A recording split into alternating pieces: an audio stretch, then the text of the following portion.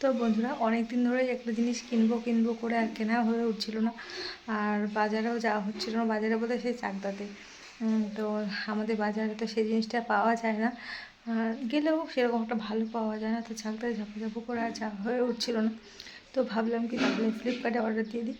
তা পরশু দিনকে অর্ডার দিলাম, আজকে এলো। চলো দেখি জিনিসটা কেমন এসে না এসেছে, চলো দেখা যাক।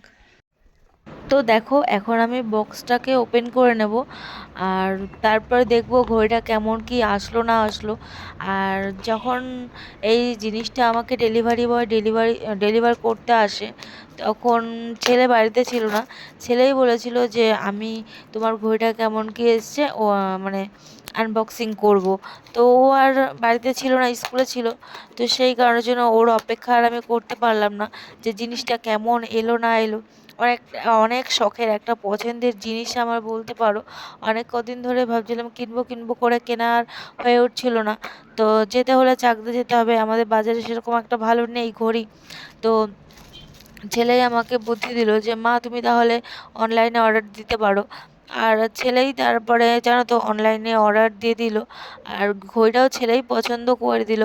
তো তারপরে দেখালো পছন্দ করে যে মা এই ঘড়িটা কি তোমার পছন্দ। বললাম, হ্যাঁ ঠিক আছে তাহলে অর্ডার দিয়ে দে। তো ওই অর্ডার দিয়ে দিল। আর ঘড়িটা তো দেখো বেশ ভালোই এসছে। আর ওই যে বললাম, ছেলে বলেছিল যে ও ওপেনিং করবে, আমার আর তর সইল না জিনিসটা দেখার জন্য কেমন কি এলো না এলো। তো খুলেই ফেললাম। তো যাই হোক, ঘড়িটা তো আমার বেশ ভালোই লেগেছে। আর তোমাদের কেমন লাগলো বলো। আর এইভাবে নিজের ছোট ছোট শখ, ইচ্ছা নিজে পূরণ করতে পারলে তো ভালোই হয়। তো যাই হোক, আমি তো সেরকমভাবে কাজকাম মানে পয়সা ইনকামের রাস্তা আমার জানা নেই, বা রাস্তা নেই বলতে পারো।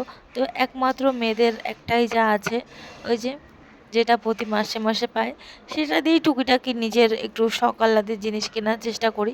ওই আর কি, আর তো সেরকম আমার ইনকামের রাস্তা নেই। তো যাই হোক, এইভাবে নিজের ছোট ছোট শখ ইচ্ছাগুলোকে পূরণ করতে পারলে তো বেশ ভালোই হয়, আর কারো কাছে হাত পাততে হয় না। এটাই আর কি।